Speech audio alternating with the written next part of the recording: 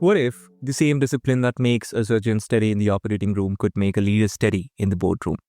That's a crazy analogy, right? But what if I tell you that's true? And what if pressure didn't have to mean panic and burnout wasn't inevitable? Welcome back to another episode of Healthy Mind, Healthy Life, a part of the Healthy Mind by Avik network, a space where we have honest and grounded conversations like these. This is Sayan on this end, and today I have a truly remarkable guest with me, Dr. Jason Piefer. He is a board-certified orthopedic surgeon, chief of staff and chairman of orthopedic surgery at Memorial Hermann, the Woodlands Medical Center, and a powerful voice on high-stakes leadership, showing us how precision and kindness can coexist together even under the most intense pressure. So I welcome you to this journey where we would really talk about those high stakes moments and also what burnout really looks like from the inside and how we can shift from operating in a survival mode into more of a mode which is leading with genuine purpose. So, Dr. Piefer, it's an honor to have you here with me today. Welcome to the show and really excited to have this conversation with you. Thank you so much for having me. It's an honor to be here. I appreciate you taking the time and your listeners taking the time to be with us to talk about a little bit of leadership. Yeah, I think that's really fundamental to, most of the verticals that, we get to experience, whether that be in corporates or whether that be in politics, whether that be in, leadership pretty much, covers, all the domains, and leaders are very important. And we'll come towards the end, what really makes a good leader a good leader. But before we get started, folks, just a little disclaimer. Hey dear listeners, before we begin, a quick note from Healthy Mind by Avik. This episode is created for educational and informational purposes only. The views shared by our guests are their own and may not reflect those of the host or network. Nothing in this conversation should be taken as medical, legal, financial, or professional advice. Please consult a qualified professional before making important decisions. We encourage you to listen with curiosity, think independently, and use this content as a starting point for reflection, not a substitute for professional guidance. Now, settle in and enjoy the conversation. So, with that being said, Jason, before we get into all of it, I want to start somewhere with your own story, since you have built this whole philosophy of leadership from inside an operating room, which is quite interesting to me, honestly. What was the first moment, or maybe a patient or a situation, that made you realize the lessons that you were learning in that room were actually about so much more than just surgery? Well, so as I sort of started doing a little bit more and more medical leadership, chief of staff work, we started to see that as pressure mounts, as pressure rises, physicians, so high level intelligent folks who are really called upon to lead, when the pressure mounts, they tend to have different sort of pathologies that start to come out. Sometimes they lose their cool. Sometimes they try to ask for more information, even though they don't need that necessarily information. And then when you get into the operating room, we operate in a scenario where everyone in that room with me, none of those folks are my employees, right? I don't pay any of them. The hospital pays all of them. And so how do you motivate people to do the right thing to help you as you're working through to serve patients when they get paid the same, whether they do 10 surgeries or 2 surgeries, right? And so, but in those moments, you can see people when the pressure starts to mount, if you start to lose your cool, when you need your team members to move in and help you, they start to back away because the tendency is to protect yourself, right? And your team is going to be the same. If you're screaming, yelling, insulting, ridiculing, losing that focus, which can sometimes happen in operating rooms, then your team is going to back away.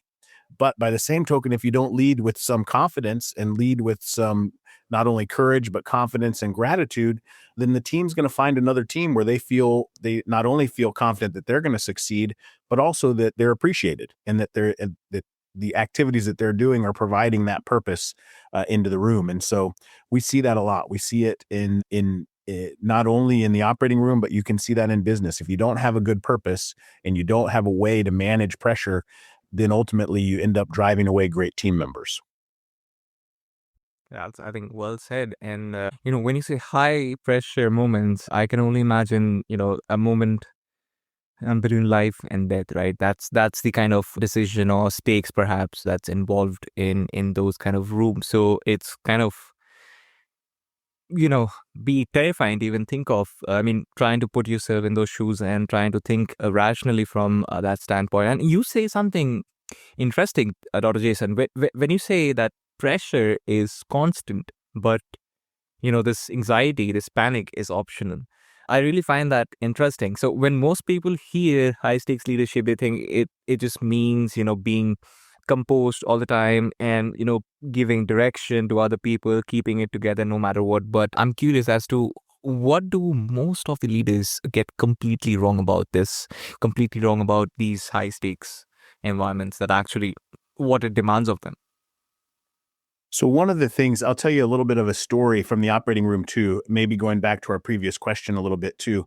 So are you familiar? Have you heard of a saying called compartment syndrome? Have you heard of this diagnosis before? So No. it's interesting. It's very interesting. So in orthopedic surgery, when you have a fracture or you have an injury, let's say of the leg below the knee, right? In that area where your calf muscles and those things are, there's multiple compartments, right? And so those compartments are filled with muscles, nerves, blood vessels. There's compartments there. And those compartments, when they start to swell, when you have an injury and they start to swell, that increases the pressure and that squeezes the muscles and squeezes the nerves. And so as the pressure goes up, you as a surgeon, get called in those emergency situations to release the pressure. You have to have that ability to make the decision to relieve that pressure. We call it a fasciotomy, but it's opening up the compartment so that now the pressure can be relieved and those muscles and blood vessels and nerves can work, right? If we don't do it, then we lose function. Sometimes we even lose the limb, right? So that's a big, big deal. But inside of businesses, inside of organizations, there are compartments as well, right? Whether it's your HR department, whether it's accounting, whether it's sales, whatever it is, if you have compartments in your business that the pressure is mounting and you don't have the courage and the confidence and the foresight as a leader to go relieve that pressure, to make that difficult decision to let that compartment relax, then you'll lose the function of the entire entity. And so it's an interesting and fun parallel inside the operating room with high pressure, a little bit even of a play on words because the pressure is coming in the compartment syndrome, right? The compartment pressures are what's increasing. And so I think that that's very, very important. I think where a lot of leaders get things wrong is they wait, right? They just keep waiting and they let the pressure get bigger and bigger until a moment comes where they have no choice, but the damage has already been done. And what I find for excellent leaders, you'll hear it said a lot, is that I failed more times than you've tried, right?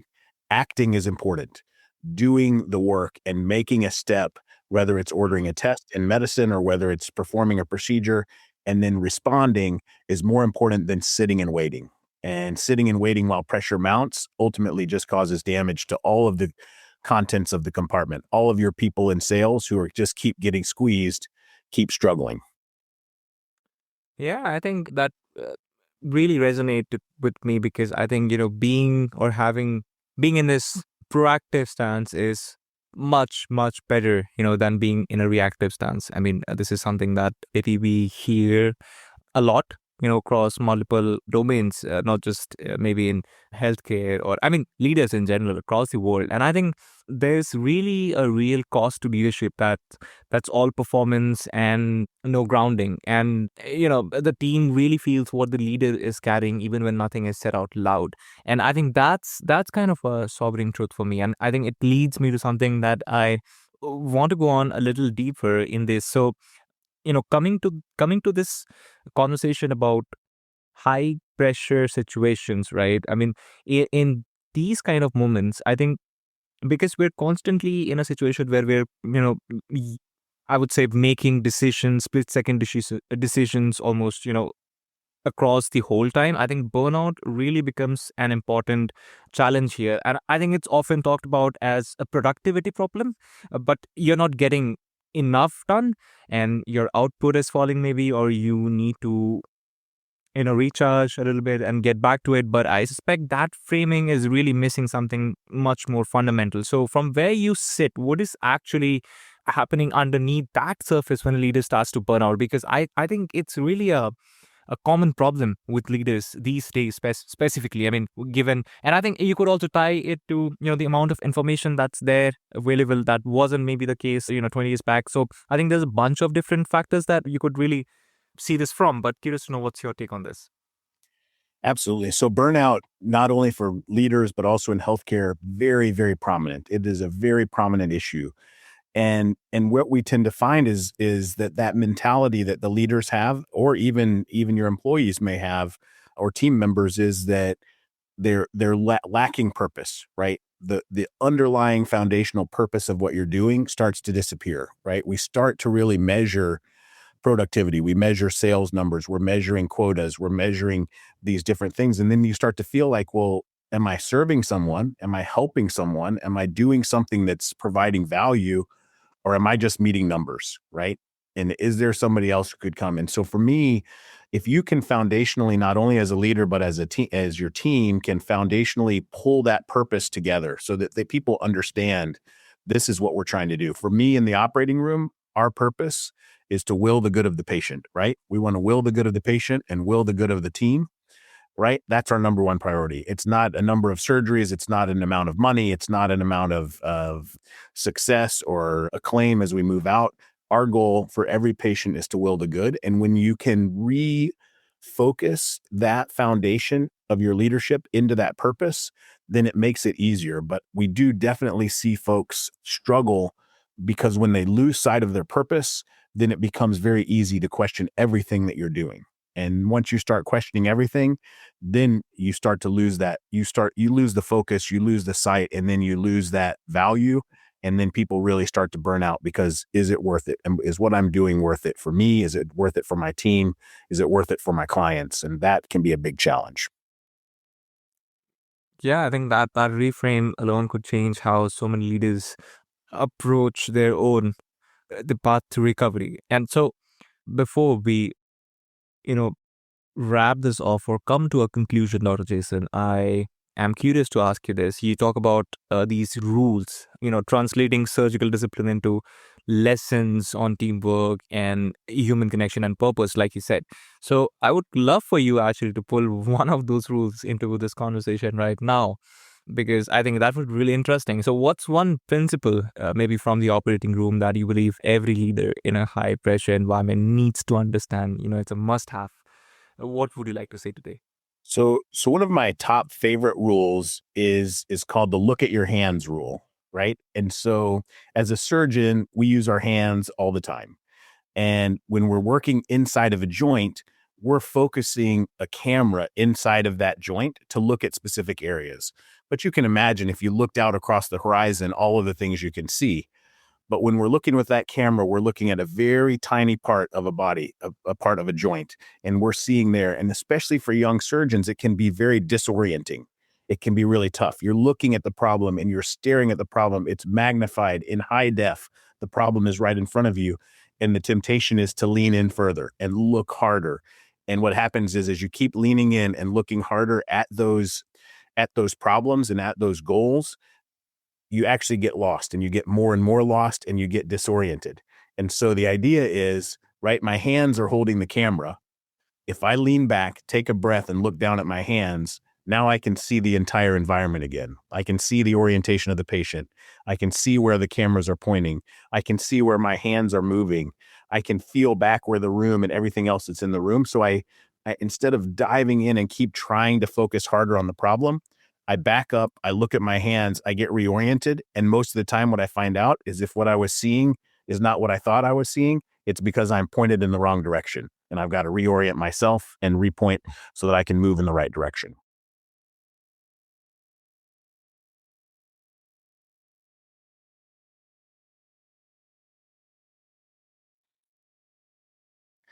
I lost you. You're muted, I think, right now.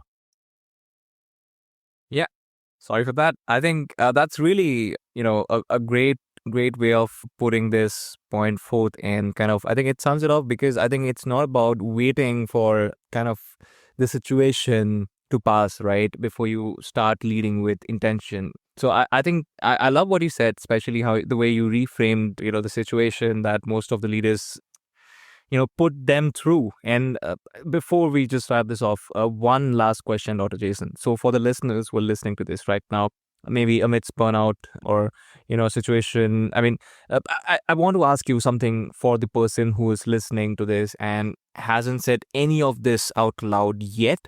So to the leaders who are probably holding on the outside, but things look fine on the inside on paper. So what would you want them to hear today?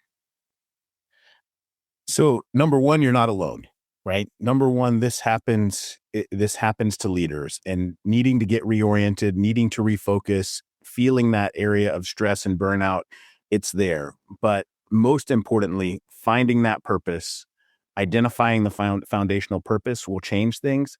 But there are people who you can talk to, right? Whether they're your colleagues, whether they're other leaders, whether they're coaches, you can go out and have those discussions, and people can help guide you. And that may be the reorientation you need. That may be the look back at the hands that you need, is to take a breath, step back, and share with somebody what you're going through, because you're not alone in this. And there are a lot of folks who are willing to help, who can be out there for you. And so I think that's an excellent piece. And it's tempting as a leader to say, I can do it all on my own, right? It's tempting to say, it's all on me. I got to make this decision. But having a little bit of humility and gratitude, being grateful for the team that you have, understanding that you didn't get here all by yourself. You don't have to keep going by yourself. Share that with someone. Yeah, I love what he said towards the end. I think it is tempting for a leader indeed, because I think it also comes back a little bit on the egoistic side of being a leader, and that probably he should be carrying on with his duties probably and not be bothering anyone. But I think a good leader actually is somebody who involves everyone at the same time, and then perhaps moves on to make a decision, right? So I think that part really resonated with me. So what I would like for the listeners today to carry on forth this conversation would be, when you say leading, it's not about knowing your purpose well enough. I think it's about knowing your purpose well enough so that pressure does not come in the way and doesn't get to make decisions for yourself. So that's what I would like you all to sit with and ponder as we wrap this off. But Jason, for anyone listening to this who actually wants to keep learning from you, whether it's your writing, your podcast, or speaking, where's the best place for them to find you and follow your work? So you can find me I'm on Instagram, Facebook, Jason Piefer. I've got a podcast called Slice of Piefer, so you're welcome to find us there as well, which is really fun. And if you want to kind of really dive into your leadership pathologies and leadership weaknesses to try to get stronger, the leadershipdiagnostic.com is an excellent website where you can take a quiz. It's a free quiz. You just go fill everything out, and it'll tell you if you tend to be someone who delays, if you tend to be someone who is flustered. It'll help you to find different ways that you can take care of that. Perfect. And I love the podcast name, Slice of Piefer. I think that really resonated with me as well. So for sure, I'll include the details in the show notes for you all folks so that you could easily find Dr. Jason on the social media platforms and his podcast as well. And folks, with that, unfortunately, we hit today's minute mark. So firstly, I want to thank you so much, Jason, for bringing in this kind of depth from such a clinical standpoint, and then generalizing it for the leaders across the world. I think that's a hard thing to do, but it comes from a lot of lived experience and a lived wisdom. So grateful to have this conversation, and folks, for all of you listening to this and have stuck with us till this point, I want to remind you that firstly, thanks for being here as well. And if something in this conversation stirred something in you, maybe sit with it, and that's your sign to perhaps notice what the world might be sending your way. So you just have to notice, and I think that's where it begins. So this has been Cyan on Healthy Mind, Healthy Life, and until next time, folks, I'll see you in the next one.